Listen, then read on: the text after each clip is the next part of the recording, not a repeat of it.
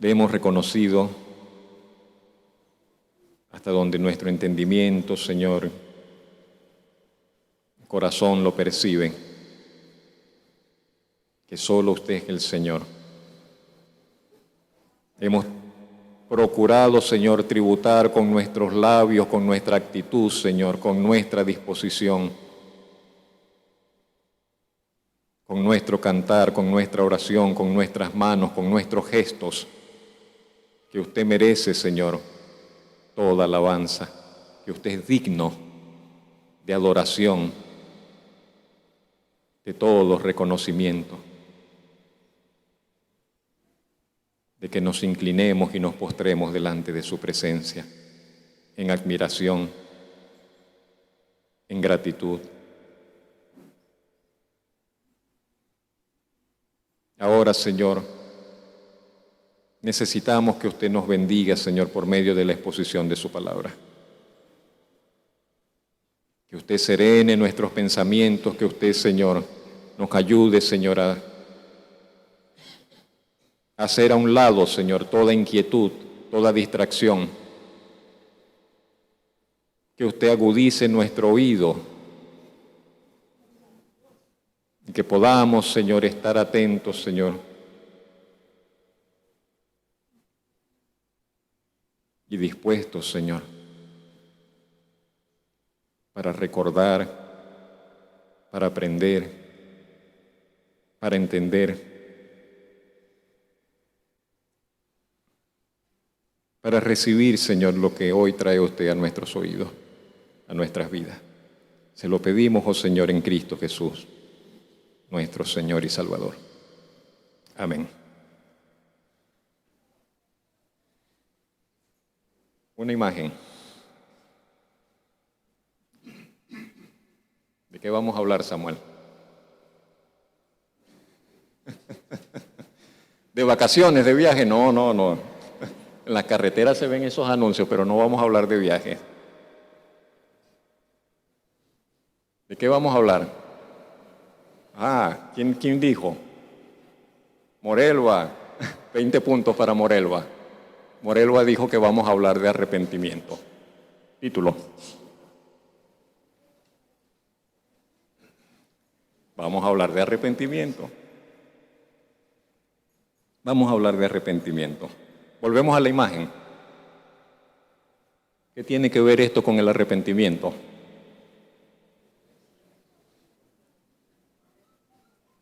Un cambio de dirección. Vamos en un sentido y nos devolvemos y ya no vamos en ese sentido. Esa es la definición más simple para el arrepentimiento. ¿Qué es el arrepentimiento? Eso, un cambio de dirección. Los evangelios de Mateo y Marcos. Los evangelios de Mateo y Marcos nos dicen que las primeras palabras que el Señor Jesucristo dirigió a los que le escuchaban cuando comenzó la segunda etapa, asumimos que el Señor Jesucristo estuvo ministrando por 3 años aproximadamente. El primer año de ministerio lo encontramos solamente en lo que relata el Evangelio de Juan. Mateo omite eso, Marcos también, los otros evangelistas.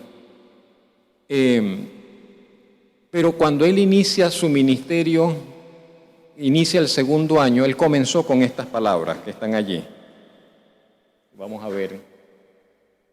Unas palabras muy cortas, muy simples, pero muy contundentes, muy directas. Eso fue lo que él decía, según nos dicen los evangelistas. Comenzó a hablarle a las personas, a las multitudes que se reunieron, y les dijo: arrepentíos, porque el reino de los cielos se ha acercado. Y según Marcos también decía, o dijo: el tiempo se ha cumplido y el reino de Dios se ha acercado. Arrepentíos y creed en el Evangelio. De manera que el llamado que el Señor Jesucristo realizaba a las personas era un llamado al arrepentimiento, en primer lugar. Arrepentíos. Y esas palabras para ellos tenían un significado, una connotación. Y no entraba el Señor Jesucristo, no entró en detalles particulares de los pecados personales de la gente, de los que estaban allí. No comenzó a descubrir que tú estás en este pecado, que tú estás en este otro, que tú estás en este otro, sino que de manera general Él se dirigió y les dijo: arrepiéntanse, el reino de los cielos se ha acercado, tienen que arrepentirse. El tiempo se ha cumplido, el reino de Dios se acerca, tienen que arrepentirse. Y las personas, con esas frases ellos se identificaban, entendían, tiene que ver conmigo. Y sabían lo que Él le estaba tratando lo que Él le estaba transmitiendo. Y yo creo que una de las primeras cosas que entendían las personas tenía que ver con la necesidad. Esas palabras tenían que ver con la necesidad de que ellos hicieran un cambio en su vida, que ellos cambiaran su forma de vivir, que ellos le dieran un giro a sus vidas, a la dirección en que llevaban sus vidas.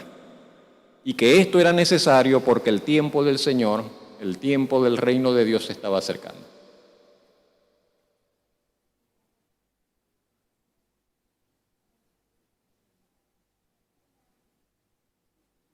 Dice la Escritura: todo lo que se quiere debajo del cielo tiene su tiempo. Tiempo y ocasión acontecen a todos.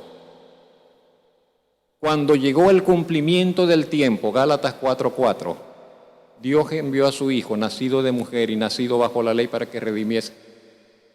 Hay un tiempo, y Dios, por cierto, nos deja andar en nuestro camino, pero también en determinado momento se acerca, nos hace un llamado, nos dice: ¿hasta cuándo vas a seguir con esa vida? ¿Hasta cuándo vas a seguir en eso en que andas? Ya es tiempo de que cambies, ya es tiempo de que abandones eso, ya es tiempo de que, y usaríamos la palabra, de que procedamos al arrepentimiento. ¿Cuál era el tema central de estas cortas palabras? El arrepentimiento. El arrepentimiento. Está relacionado con el reino de los cielos, está relacionado con el reino de Dios, está relacionado con los propósitos de Dios, con el tiempo de Dios que se acerca. Pero el punto central es el arrepentimiento. En primer lugar, entonces consideremos, diríamos hoy, el arrepentimiento es el inicio de todo. El arrepentimiento es el inicio, es el punto de partida. Quiero comenzar una relación con Dios, tengo que comenzar por el arrepentimiento. Dios tiene un propósito para mí, entonces tengo que entrar por el arrepentimiento.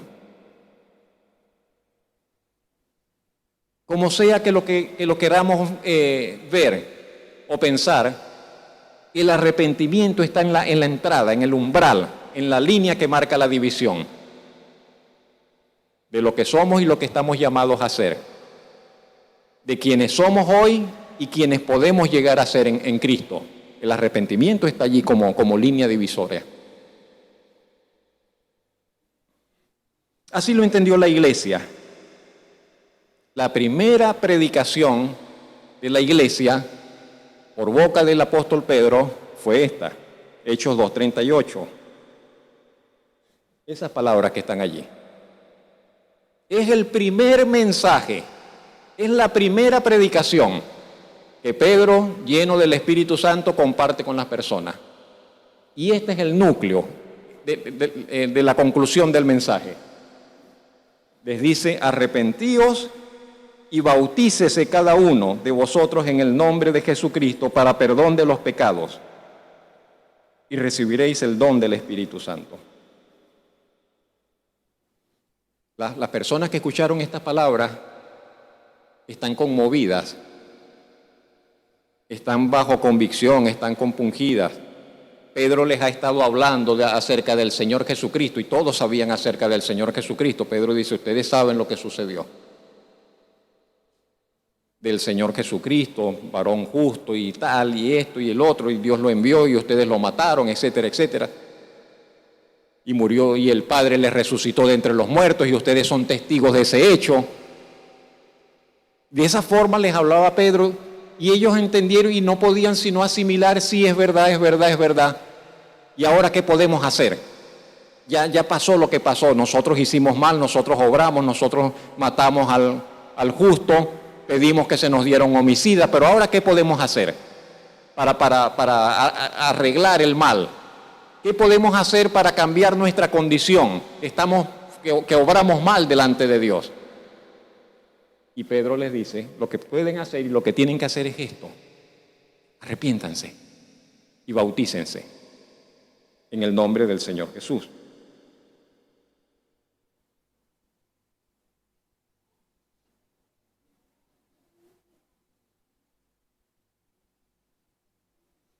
Ciertamente Dios se acercó a nosotros en la persona de Jesucristo, el que tomó la iniciativa, y siempre quien toma la iniciativa es Dios.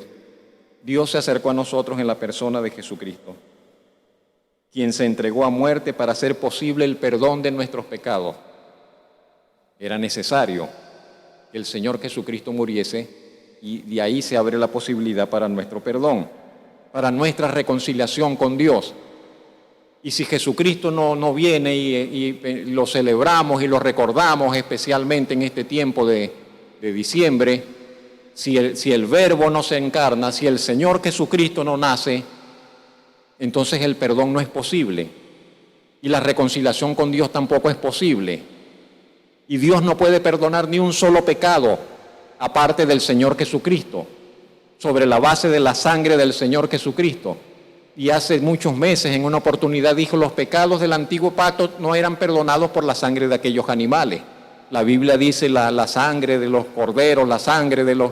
no puede perdonar, no puede limpiar del pecado. Y entonces, ¿cómo era que Dios perdonaba? ¿Cómo era que el sacerdote perdonaba a las personas que llevaban la ofrenda de sangre? Y entonces decíamos, era como un fiao, era como un anticipo. Aquí está esta sangre mientras llega el pago. Aquí está este cordero mientras viene el pago. Aquí está esta representación, un corderito, una oveja. Pero esto es mientras, ya viene el que va a pagar. Ya viene el verdadero pago por los pecados. Y cuando esa sangre del verdadero pago se derrame, entonces todo eso, la deuda quedará saldada. Así fue que sucedió. Pero Dios no puede perdonar y jamás perdonó y jamás perdonará un pecado aparte de la obra de Jesucristo. Por ello Él es el Redentor de toda la humanidad, el Redentor de todo el mundo, el Salvador de todo. ¿Qué podemos hacer? Dice Pedro. Pedro le dice, arrepiéntanse y bautícense. No lo tengo escrito acá, pero le pregunto a usted que me escucha, ¿ya usted se arrepintió? ¿Ya usted se bautizó? No lo inventamos nosotros, no lo inventamos los pastores, no lo inventó la iglesia evangélica. Allí está. Así sucedía. Las personas tenían que proceder al arrepentimiento y tenían que bautizarse en el nombre de Jesús. Pero Dios hace posible el perdón, Dios hace posible la reconciliación, pero a nosotros nos toca arrepentirnos. A nosotros nos toca arrepentirnos. A usted le toca arrepentirse. Dios no va a arrepentirse por nosotros. Nosotros debemos arrepentirnos. Así como nosotros somos responsables por nuestros pecados y solamente nosotros somos responsables por nuestros pecados, así como solamente usted es responsable por sus decisiones, y usted no podrá culpar a nadie de las decisiones que usted toma, solamente usted es responsable por las decisiones que usted toma, solamente yo soy responsable por las decisiones que tomo.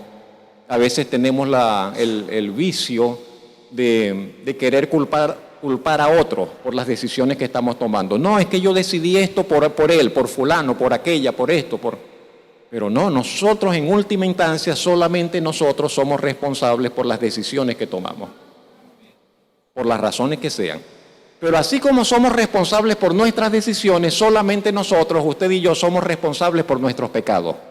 Nadie más, nadie más. El niño es niño, pero llega un momento en que el niño pasa de esa etapa es decir, de inocencia entre comillas, a una etapa de conciencia y donde él decide con conciencia, sabe lo que está decidiendo y sabe que está mintiendo y sabe que está robando y sabe que está obrando mal y sabe, ya no lo hace en inocencia, ya no lo hace por ingenuidad, ya lo hace con intención y ya es responsable entonces de sus pecados también.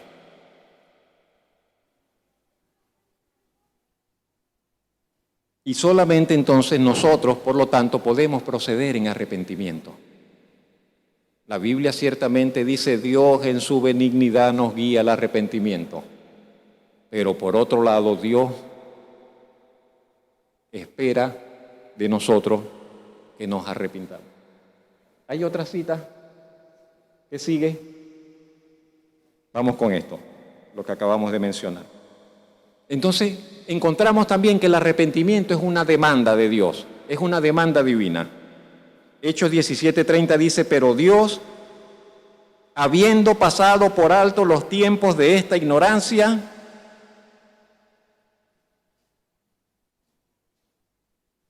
ahora manda a todos los hombres, en todo lugar, que se arrepientan. Es Pablo quien está predicando. Es Pablo que está en Atenas, en la capital de la sabiduría, en la capital del conocimiento. Está en una plaza pública, está en un lugar donde se dan las charlas, donde se dan las conferencias. Fue invitado, lo llevaron, háblanos de eso que tú que tú estás predicando.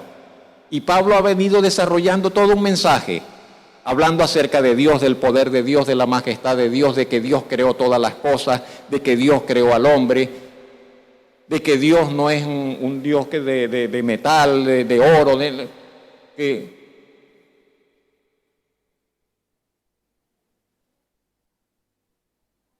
que Dios se acercó al hombre, que Dios se acercó a la humanidad, que Dios ha sido paciente con todos los extravíos de la humanidad, con los extravíos del hombre, con su ignorancia. Y Pablo entonces por eso dice, entra en ese tema, habiendo presentado todos los argumentos acerca de Dios, dice, pero Dios, habiendo pasado por alto los tiempos de esta ignorancia, ahora manda a todos los hombres en todo lugar. ¿Qué les manda? Dios manda que la gente se arrepienta.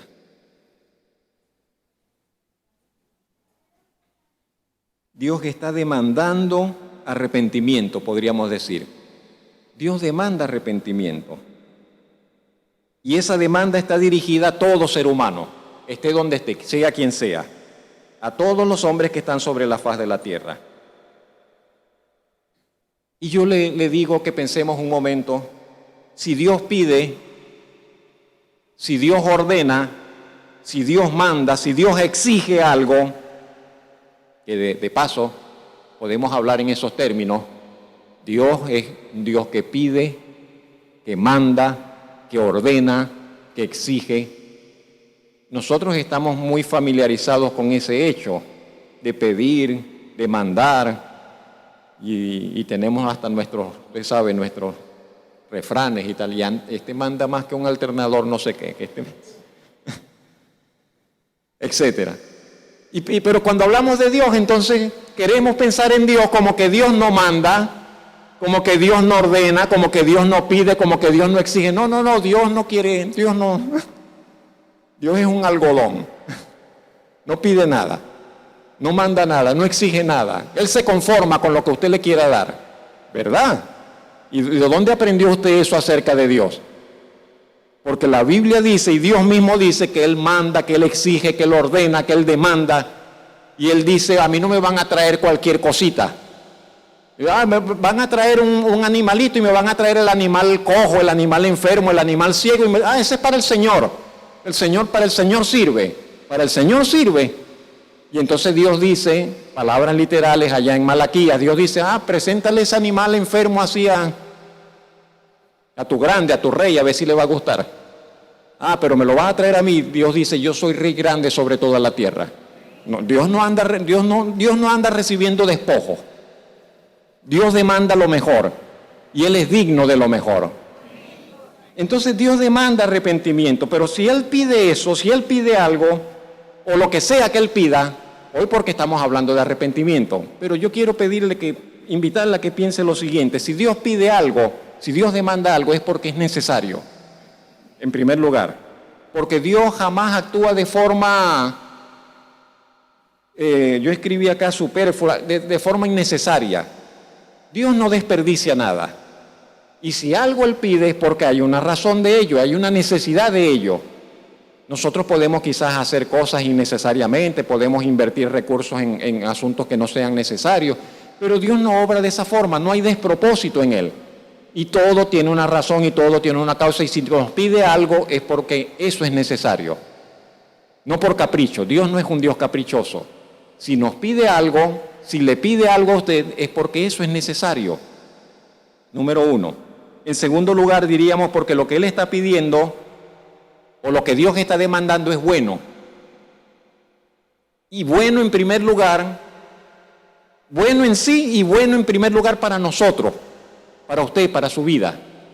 Si Dios le pide algo a usted es para su propio bien. ¿Puede ver eso así? Dios no le va a pedir algo para perjudicarle. Dios no le va a pedir algo para malograrle la vida a usted. Y si aparentemente lo que Dios le pide le trastorna sus planes, es porque Dios tiene planes mejores para usted. Pero sea lo que sea que Él nos pida, siempre será para nuestro bien. Si alguien quiere nuestro bien, ese es Dios. No quiere nuestro mal. No quiere ni siquiera la muerte del que muere, dice la Escritura.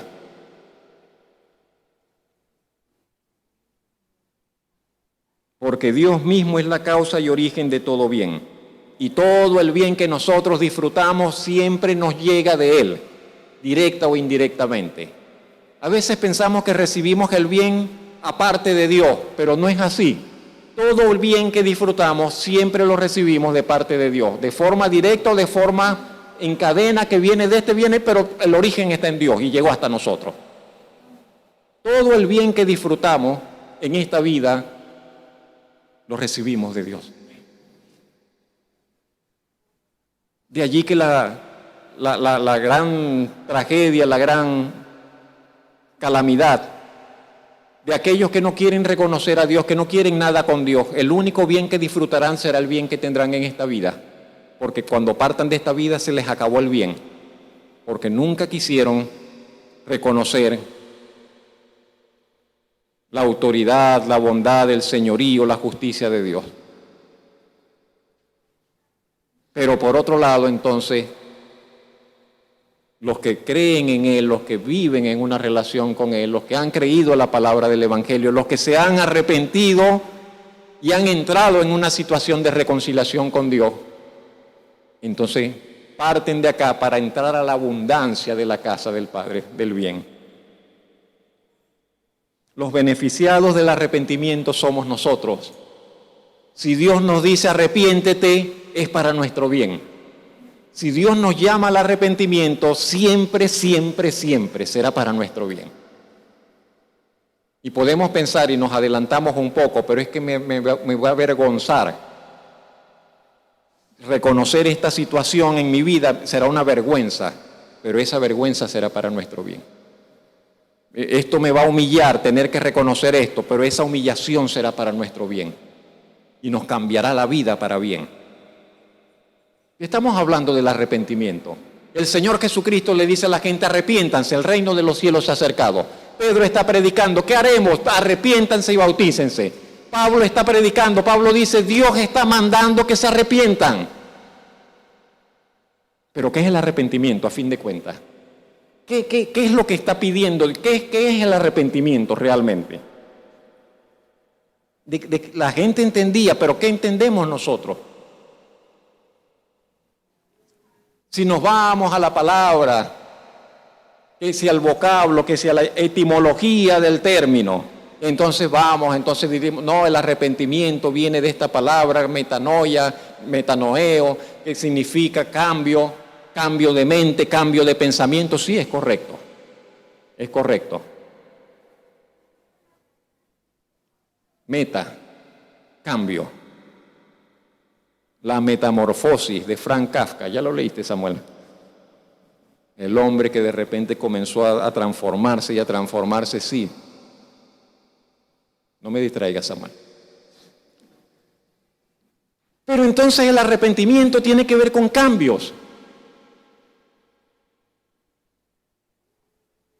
Pero yo quiero que pensemos en esta definición, que no es técnica, que no viene de la traducción del vocablo griego ni hebreo, sino que es una traducción más bien muy práctica, una definición muy práctica que nos presentó un hombre del Señor,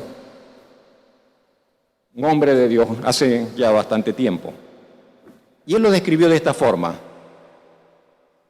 Vamos a tratar de ver un poco allí cada una de esas frases. El arrepentimiento,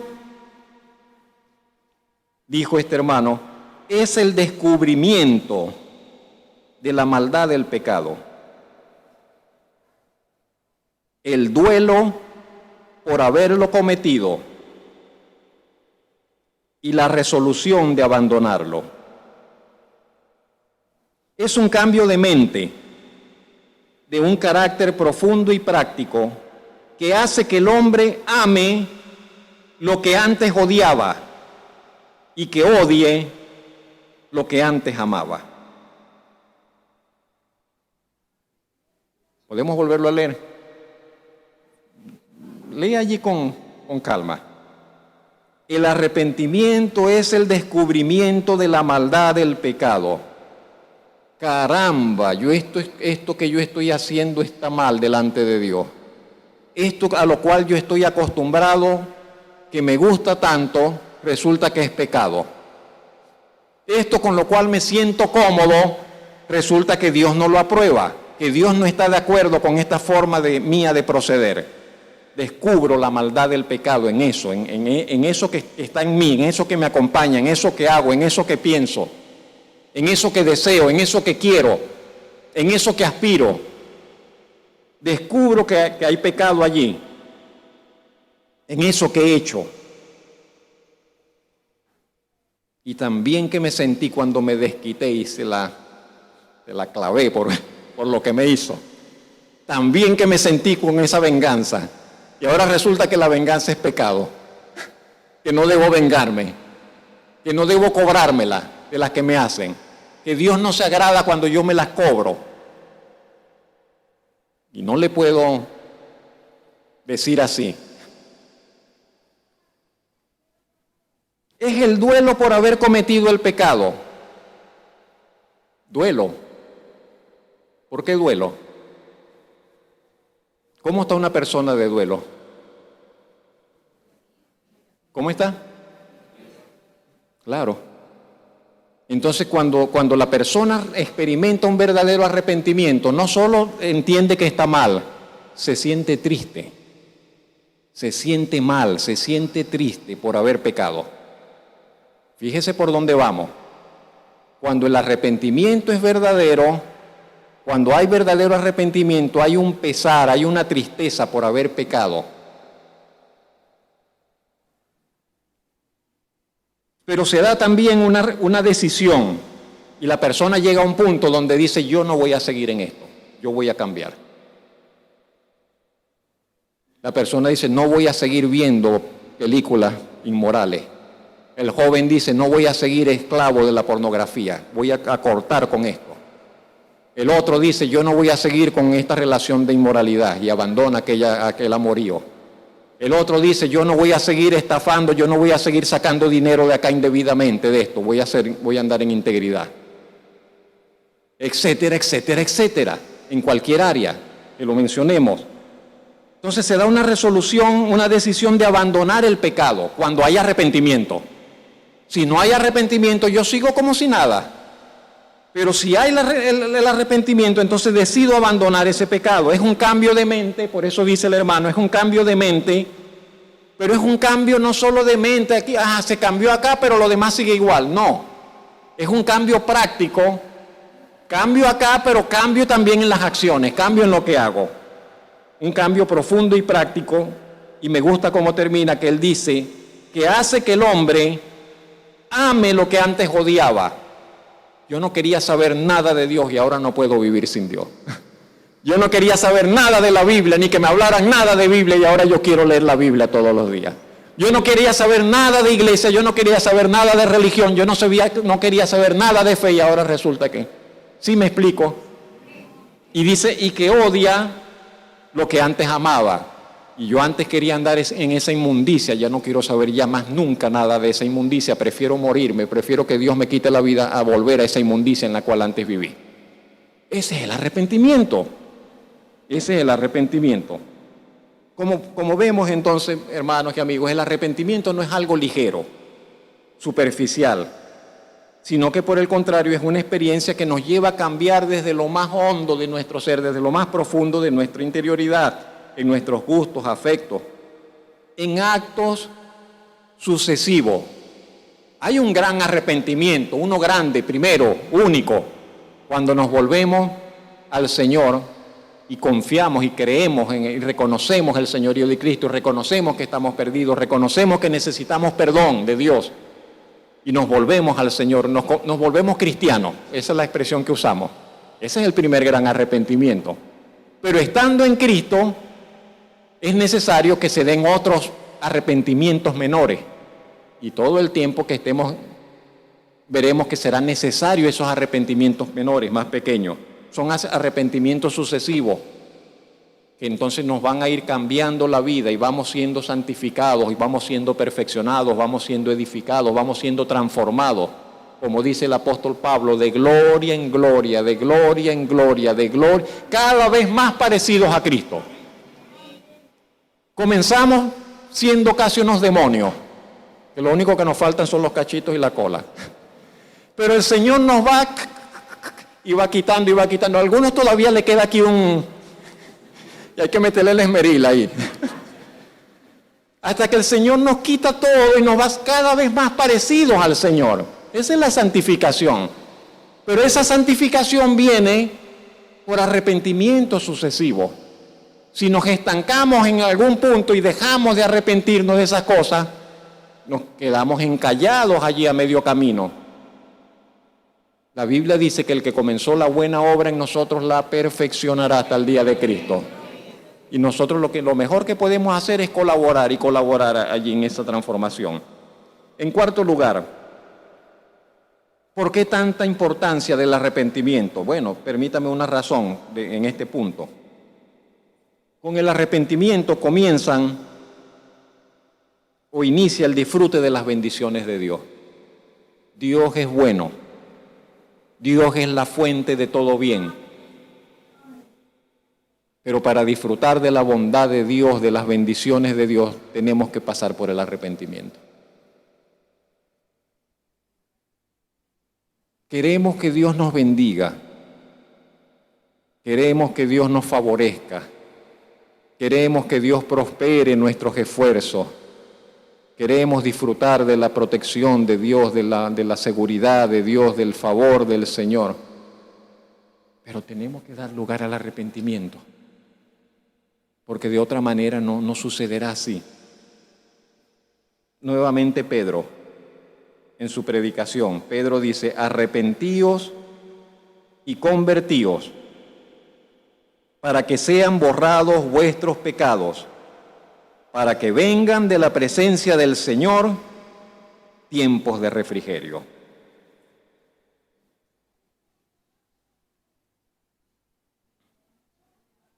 Ciertamente somos pecadores, pero nuestros pecados pueden ser borrados. Y usted le podría decir con verdad, y yo le podría decir con verdad a cualquier persona con cualquier tipo de vida que lleve, así lleve la vida más escandalosa, más horrible, más baja, sus pecados pueden ser borrados. Así haya hecho las atrocidades más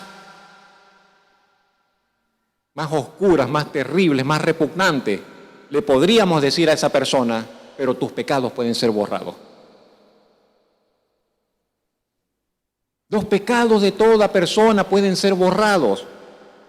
Si el arrepentimiento tiene lugar, entonces Pedro dice, arrepentíos, y dice, convertíos para que vuestros pecados sean borrados.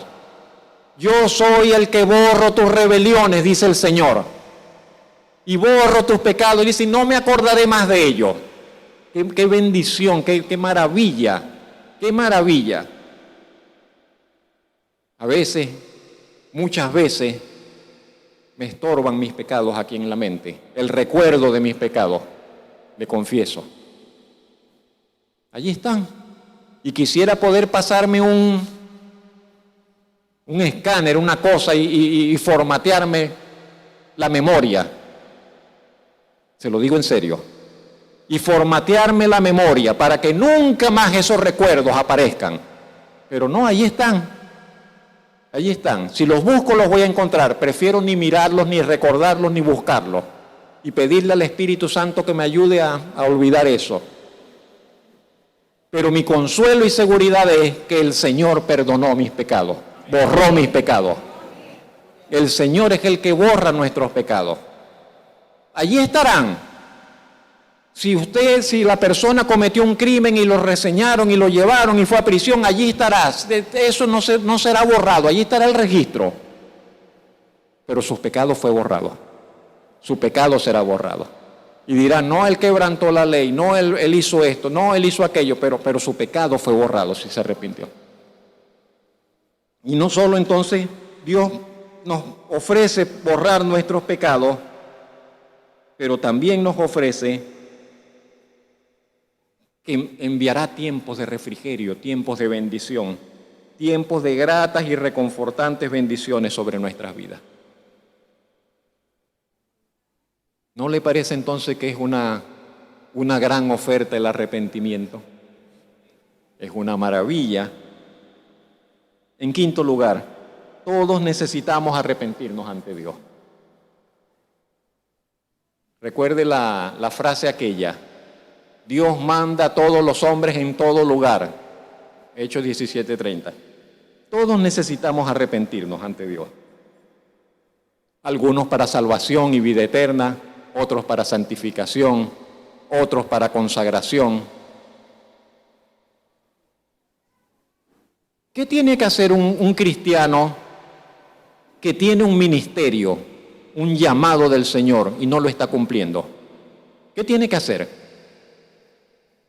¿Qué tiene que hacer? Claro. Y el hombre, el hermano, la hermana es un instrumento del Señor, es un creyente verdadero y tiene y ha recibido un ministerio y un llamado y no lo está cumpliendo. ¿Qué tiene que hacer? Tiene que arrepentirse, que está malgastando su vida, que está malgastando su tiempo, que está desperdiciando la oportunidad de servir al Señor. ¿Qué tiene que hacer un cristiano que está en la iglesia, pero está de adorno en la iglesia? Está de adorno. Porque no se involucra, porque no participa, porque no ora, porque no sé qué. Tiene que arrepentirse y dejar de vivir en esa condición. Dios, el Señor le ha puesto para que vaya y lleve fruto y mucho fruto. Juan capítulo 15. Os he puesto para que vayáis y llevéis mucho fruto y vuestro fruto permanezca, para que todo lo que pidáis al Padre en mi nombre Él os lo dé.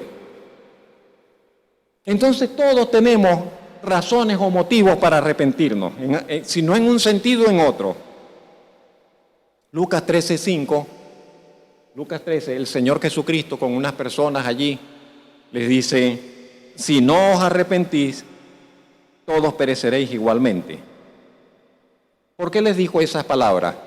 Porque uno a veces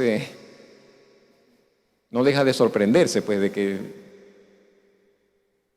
yo no sé si es que, sí, seguro que sí soy también despistado y esas cosas.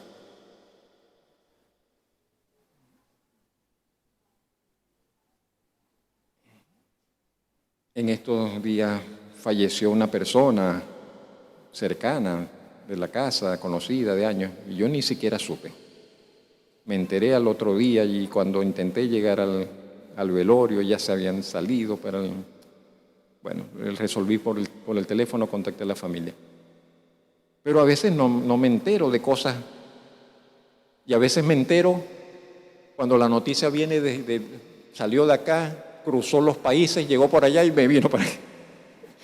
Y gente que está en otros lugares se enteró antes que yo. Así son las cosas a veces, ¿no? Quiero decir de que la gente siempre está hablando de cosas y hay gente que le gusta hablar de mucho y tienen las noticias antes de que salgan en los periódicos o se publiquen, ya ellos las tienen. Y al Señor Jesucristo le llegaron unas personas a echarle unos cuentos. Digo cuentos, a hablarle, mira Señor, usted sabe lo que pasó, que aquellos hombres que estaban presentando unos sacrificios en el templo y vino Pilatos y los mató y se mezcló la sangre de ellos con la sangre de su sacrificio. Esos hombres debe ser que eran malos. Y el Señor le dice, ¿ustedes creen que porque esos hombres padecieron esas cosas y Pilato los mató así, ustedes creen que ellos eran los peores? Dice, si ustedes no se arrepienten, también van a perecer. ¿O es que acaso ustedes piensan que cuando se cayó aquella torre, allá en Jerusalén, en Siloé, y la torre se desprendió y mató 18 personas que estaban abajo, ¿ustedes creen que esos 18 que le cayó la torre encima eran los peores hombres de Jerusalén? Y el Señor les dice, si ustedes no se arrepienten, ustedes también van a perecer. A veces nosotros nos equivocamos tanto en ese aspecto, hermanos y amigos, que pensamos, si alguien sufre muchos males, es porque está muy mal delante de Dios, anda en pecado, por eso le pasa lo que le pasa. Se le echa a perder el motor, ¿será que está en pecado? Se le quemó la nevera, se le dañó el aire acondicionado, se le dañó aquello. No dice que es que el problema del sistema eléctrico nacional, que no, sino dice, ¿será que está en pecado ese? Porque si estamos bien con Dios, Dios nos protege todo. Es lo que pensamos. Tenemos esa tendencia. Y si me va bien, no, si me va bien es que Dios está conmigo. Pero a veces nos sorprendería saber que las personas que más sufren son los que mejor están delante de Dios. A veces las personas que sufren más, que más tragedias le pasan, que más situaciones dolorosas les pasan, son las que están más cerquita de Dios y en mejor relación con Dios. Y a veces quienes les va muy bien están con el corazón muy lejos de Dios. Por eso el Señor le dice estas palabras a esta persona. Pensaba que el ejemplo más grande que encontramos acerca de esto es el mismo Señor Jesucristo. En Isaías capítulo 53 dice que cuando al Señor lo vieron golpeado, quebrantado, así como lo trataron, la gente decía, no, ese es un pecador. Y pensaban que Dios lo tenía así por causa de sus pecados, y resulta que Él estaba sufriendo todo eso, era por los pecados nuestros y no los de Él, y que Él era inocente y santo. Y dice, y nos equivocamos, nosotros le tuvimos por herido, por azotado, Dios lo está azotando, Dios le está dando duro porque se lo merece. Y resulta que no era así, que Él estaba siendo herido por nuestros pecados, molido por nuestros pecados. El castigo de nuestra paz fue sobre Él. Por su llaga fuimos nosotros curados.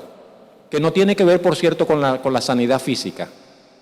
Tiene que ver con la sanidad de nuestros pecados, de nuestras almas, de nuestros corazones.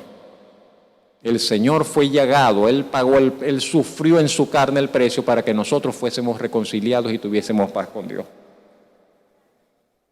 Nos queda algo por considerar. Tenemos siempre un problema, un enemigo, nuestro propio corazón. Jeremías 17:9 dice que el corazón ¿cómo es que dice? Engañoso es el corazón, más que todas las cosas. ¿Recuerda lo que más sigue? Y perverso. Dice el corazón suyo y el mío. Nuestro corazón es engañoso, dice la Biblia. No es de fiar. Es lo que quiere decir, no es de fiar. es malo. Si nosotros descuidamos, el corazón nos mete la zancadilla. Y estamos en la iglesia y estamos con el Señor, pero si usted se descuida su mismo corazón, ni con diablo, su mismo corazón le descarrila. ¿Quién puede entender el corazón? El corazón nos dice, Dios me está hablando. Mentira, no es Dios que está hablando. Somos nosotros de nuestro propio corazón, inventando cosas. Yo sentí esto, yo sentí aquello. Yo sentí que Dios me dijo que ya basta, que le ponga fin a esta relación, que le dé carta de repudio. ¿Cómo te va a decir Dios eso, si eso es contrario a la palabra de Dios? Dios me dijo que me vaya y abandone la familia. ¿Cómo te va a decir Dios eso? Dios me dijo que me vaya de la iglesia, que me busque otra, que me valore más, ¿verdad? Qué cosas extrañas que te está diciendo Dios. Y no sé qué tantas cosas más nos inventamos y metemos a Dios en el paquete. Y bueno, es que yo lo sentí en mi corazón. Está muy bien que lo hayas sentido, pero el corazón, dice la Biblia, es engañoso y es perverso. Y no te puedes confiar con lo que diga tu corazón, con lo que sientas en tu corazón. Mejor es que confíes en la palabra de Dios, que confiemos en la palabra de Dios. Entonces, ¿cómo hacemos con el arrepentimiento? Porque el arrepentimiento es un sentir, el arrepentimiento tiene que darse acá adentro. ¿Cómo sabemos si en verdad estoy arrepentido? ¿Cómo sabe usted si en verdad se arrepintió? Porque si no estoy arrepentido, voy a volver al mismo pecado. No sé si me explico. Es importante saber si estamos arrepentidos, es importante saber si alguien se ha arrepentido, sí, es importante.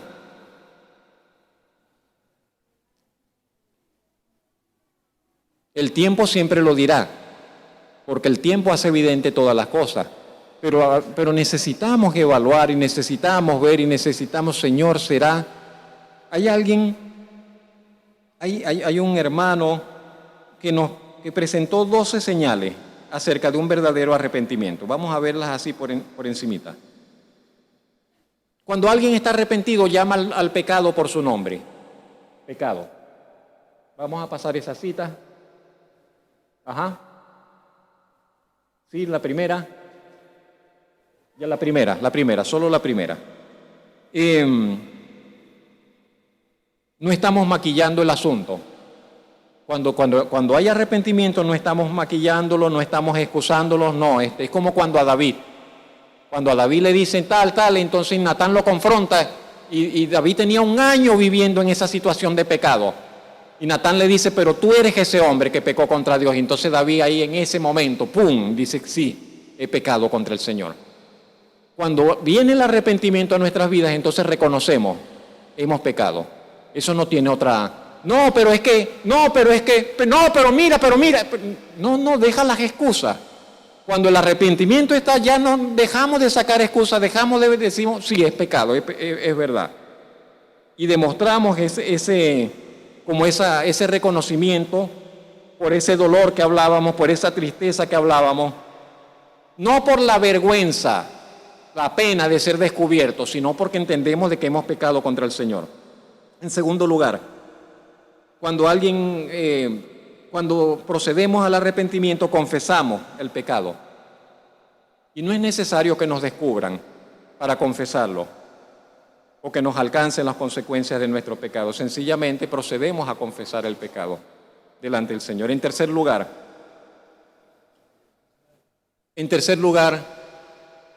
si somos descubiertos, porque a veces somos descubiertos, porque Dios en su misericordia permite que seamos descubiertos en nuestro pecado para nuestro bien. Pero si somos descubiertos, confesamos inmediatamente o muy poco después y nos procuramos mostrar transparentemente.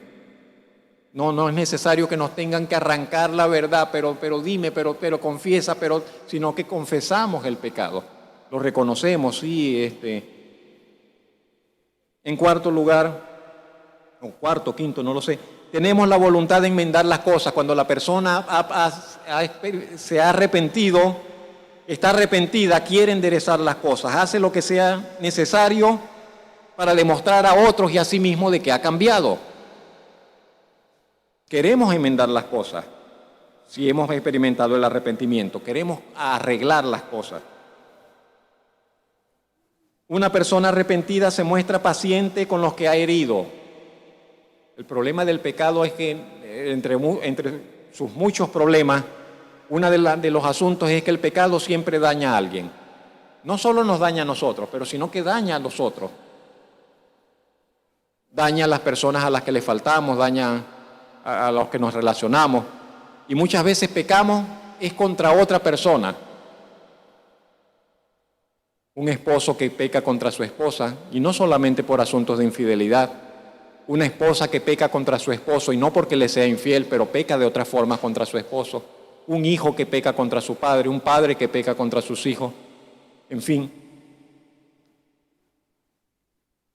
Pero si nos hemos arrepentido, nos mostramos pacientes con aquellos que hemos herido y le damos el tiempo que ellos requieren para sanar. No estamos exigiéndole a la gente, pero es que tenéis que perdonarme, y me siento molesto porque no me queréis perdonar. ¿Qué clase de arrepentimiento es ese? No, cuando hay arrepentimiento entendemos que hemos herido a la persona, que le hemos faltado, que la persona está herida, que la persona necesita tiempo para procesar, tiempo para perdonar, tiempo para sanar, y yo no voy a estar exigiéndole que me perdone y que se apure en perdonarme para que se arreglen las cosas. Tal actitud demostraría que no estoy verdaderamente arrepentido.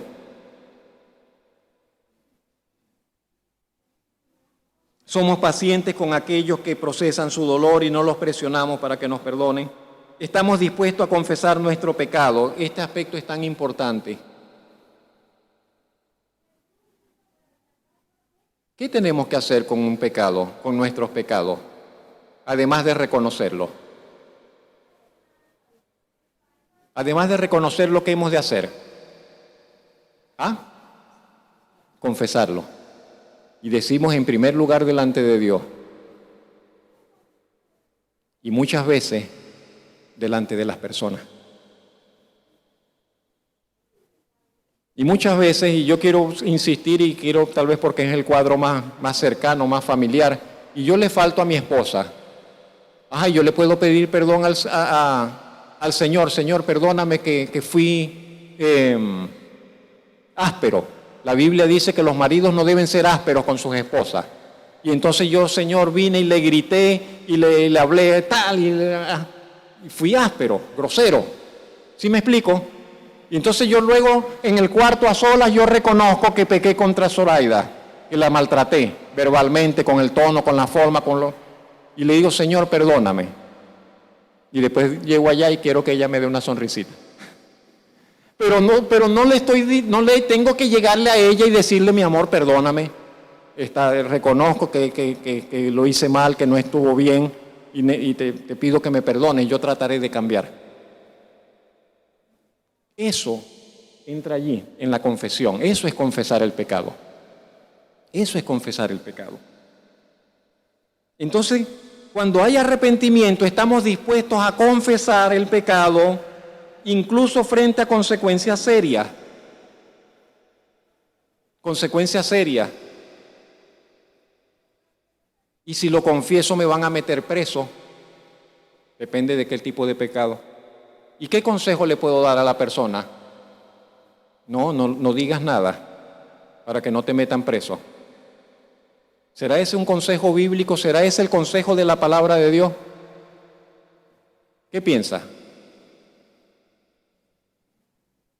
¿O he de decirle, tienes que confesarlo, aunque vayas a prisión? Si lo confieso, mi mujer me va a dejar, me va a abandonar. Si lo confieso, me van a cortar de la iglesia, me van a botar de la iglesia. Me van a decir que no puedo ir más a la iglesia porque he estado viviendo así. ¿Y qué debo decir? ¿Qué dice la palabra de Dios?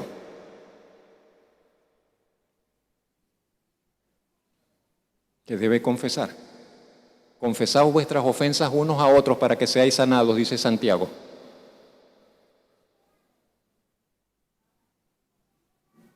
Si estamos arrepentidos, podemos dolernos de las consecuencias de nuestros pecados. Y entendemos que a veces nuestro pecado causa gran daño a otro. Y a veces el daño que causamos no es sanado. Hay consecuencias, hay heridas que las personas, hay cosas que a veces las personas no nos van a perdonar. Y tenemos que confesarlo. Quedamos libres delante del Señor, cumplimos en nuestra parte para con la persona. Si no nos perdonó, bueno, pero yo lo reconocí y lo confesé. Si estamos arrepentidos, no tomaremos a mal el rendir cuentas.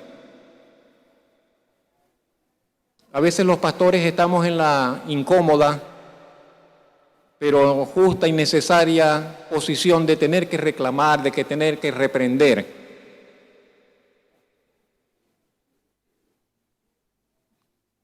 A nuestras congregaciones o a las personas, a los miembros de la congregación por asuntos de sus vidas personales, de pecado.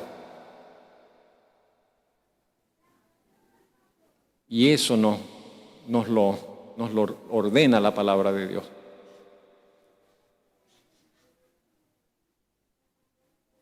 Y si estamos arrepentidos, no nos molestaremos con el pastor porque el pastor nos llamó la atención o nos exhortó.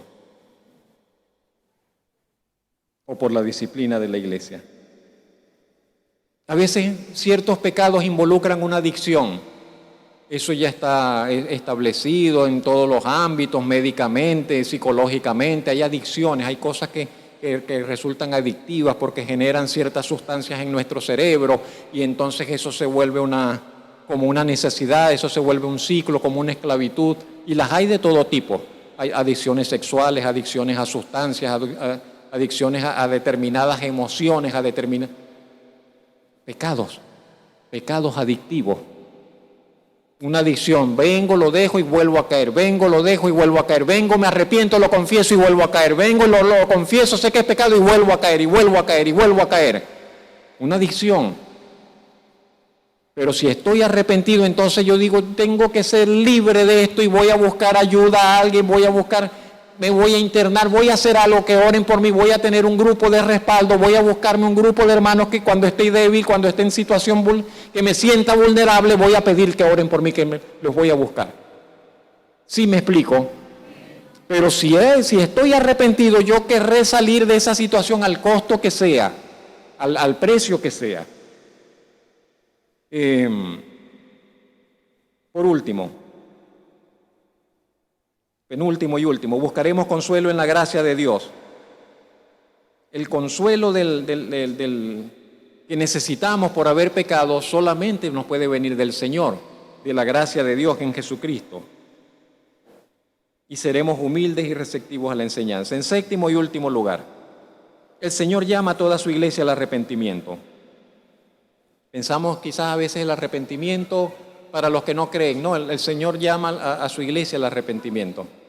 Si usted lee Apocalipsis capítulo 2 y 3, las cartas a las iglesias, creo que 5 de 7, en 5 de las cartas el Señor llama a su iglesia al arrepentimiento.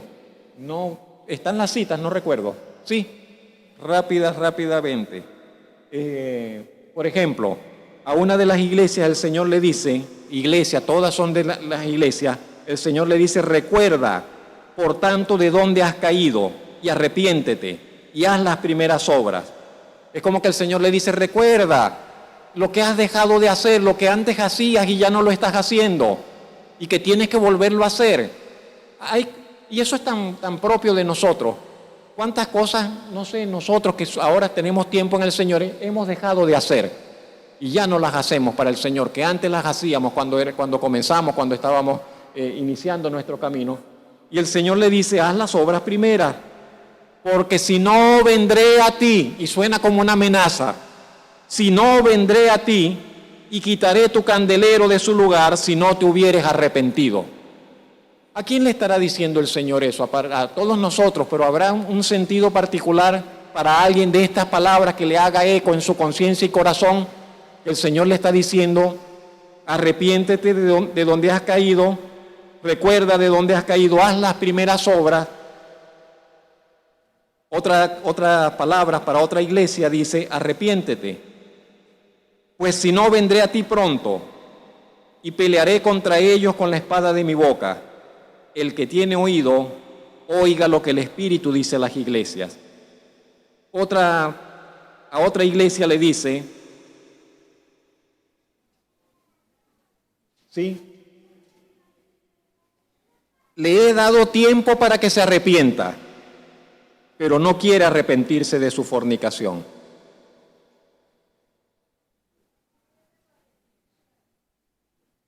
Quizás espiritual, quizás física. He aquí yo la arrojo en cama y en gran tribulación a los que con ella adulteran, si no se arrepienten de las obras de ella. Y a sus hijos heriré de muerte. Y todas las iglesias sabrán que yo soy el que escudriña la mente y el corazón. Y os daré a cada uno según vuestras obras. Siguiente. Acuérdate pues de lo que has recibido y oído, y guárdalo, y arrepiéntete. Pues si no velas, vendré sobre ti como ladrón, y no sabrás a qué hora vendré sobre ti. Por último, ¿por qué tantas esas cosas, esas palabras tan fuertes? El Señor dice, y véase en esas palabras, y arrópese con esas palabras, y acerque su corazón al Señor con esas palabras. El Señor dice: yo reprendo y castigo a los que odio, a los que amo. Eso dice el Señor. Y dice: pero el Señor me está hablando muy fuerte, pero el Señor eso que me pide me asusta, pero el Señor parece que no sé, que la tiene agarrada conmigo. Y dice: yo reprendo y castigo a todos los que amo. Y porque el Señor le ama, le habla de esa manera. Y porque el Señor nos ama, nos pide lo que nos pide y nos exhorta lo que nos exhorta. Y si nos castiga, porque Él es Dios que castiga, ciertamente nos castiga es porque nos ama.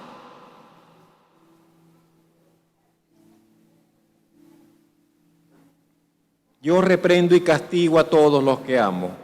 Sé pues celoso y arrepiéntete.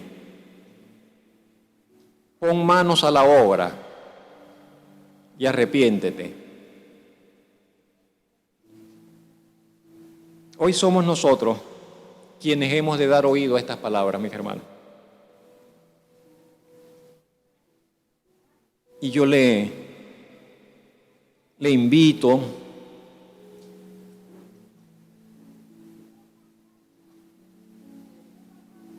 a que procure vivir con un entendimiento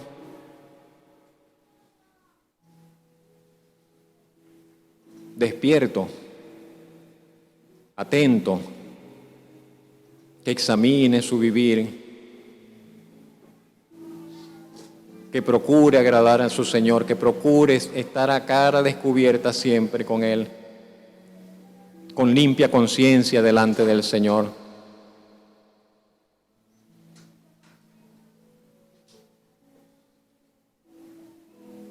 No se perdone usted a sí mismo, deje que Dios le perdone. No se excuse. Preséntese delante del Señor si hay algo que no está correcto y dígale: Señor, ayúdeme a cambiar. Quiero ser diferente en esta área de mi vida.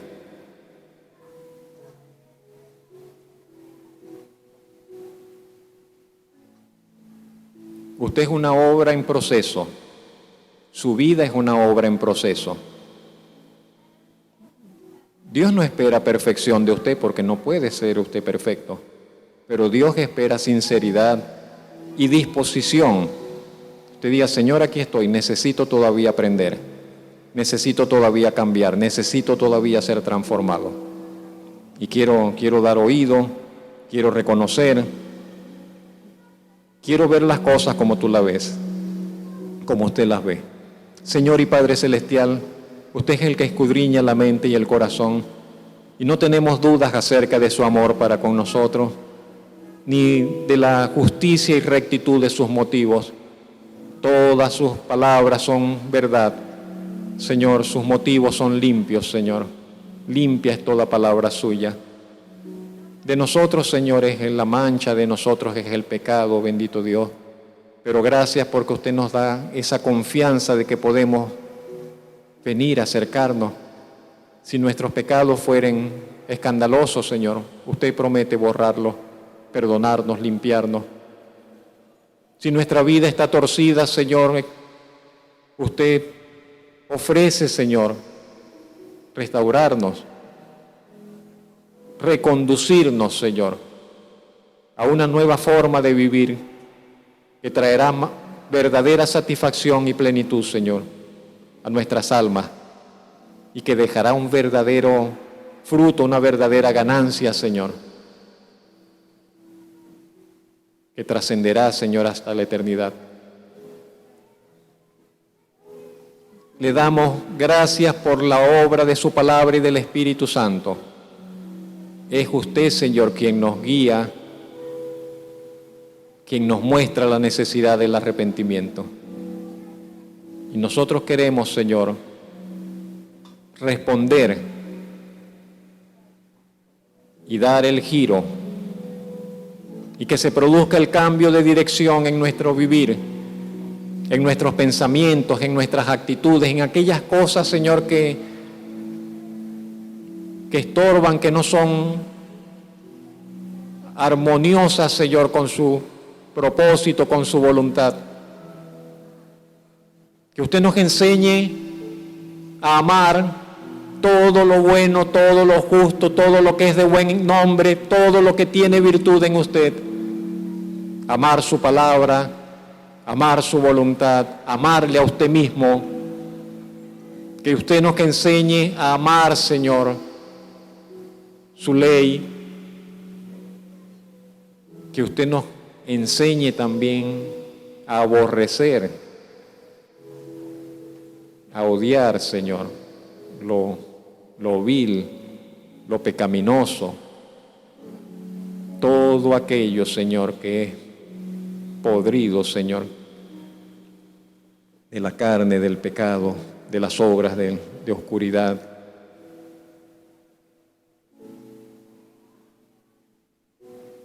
Que usted nos dé una conciencia despierta, limpia, podamos aprobar lo mejor, siempre. Y que usted nos ayude, Señor, entonces a ir en pos de esa perfección, de esa santificación, despojándonos, como dice el escritor, de todo lo que nos estorba, de todo peso, de todo pecado, de todo aquello, Señor, que aunque por años haya estado, Señor, presente en nuestra vida, usted ponga una marca, un antes y un después, Señor, con su poder, y nos ayude, Señor, a arrepentirnos, a cambiar, Señor, en esos asuntos particulares de nuestro vivir. Le damos gracias por la obra maravillosa suya. Le damos gracias porque tenemos buena esperanza en Cristo Jesús. Le damos gracias porque creemos que es verdad. Nosotros somos muy débiles, Señor. Usted lo sabe, nosotros lo sabemos. Pero usted es el Dios todopoderoso, Señor, y con su gracia nosotros también podremos. Todo podremos, Señor, como dijo el apóstol, en Cristo Jesús, nuestro Señor y Salvador. Henos, pues, en sus manos, Señor. Todavía hoy, Señor, deseamos ir más cerca, un peldaño más arriba, Señor, más cerca de usted, en Cristo Jesús. Amén.